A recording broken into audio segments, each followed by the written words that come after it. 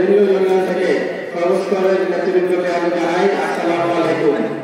অত্যন্ত একটি উত্তেজনাপূর্ণ সেমিফাইনালের মাধ্যমে আমরা ফাইনালে উপনীত হয়েছি।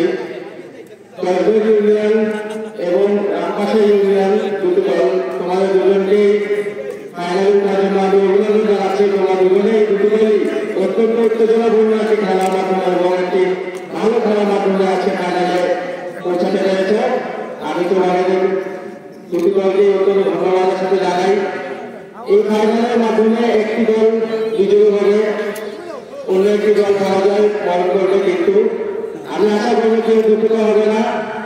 এই দলটি পরাজয় বরণ করবে তারা অত্যন্ত কষ্টের মাধ্যমে ফাইনালে এসে উপনীত হয়েছে, তাদেরকেও অনেক ধন্যবাদ জানানো হবে এবং যারা জয়ী হবে তাদেরকে তো অবশ্যই একটি পুরস্কারের মাধ্যমে তাদেরকে উপনীত করা হবে। সেই সাথে আমি বিশ্বনাথ উপজেলা ছাত্র দলকে অত্যন্ত একটি ধন্যবাদ জানাতে চাই, কারণ তারা খুব সুন্দর একটি পরিবেশের মাধ্যমে আজকের এই ব্যাডমিন্টন টুর্নামেন্টটি তারা সংগঠন করতে পেরেছে।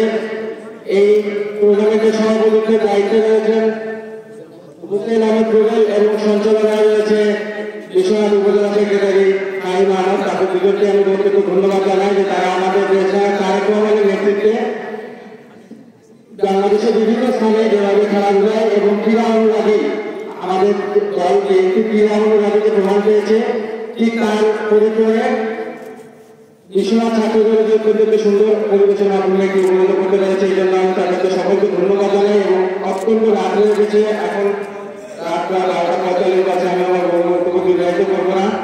আমি আপনাদের কাছে আমার বাবা মিলিয়া তাদেরকে তৈরি করার জন্য এখনো দোয়া যাচ্ছি, আপনারা সবাই দোয়া করবেন।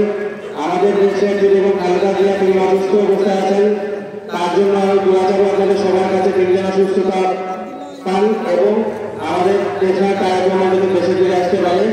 এই সকল দোয়া নিয়ে আপনাদের কাছে আমি আমার বক্তব্য শেষ করতে যাচ্ছি। বাংলাদেশ জিন্দাবাদ।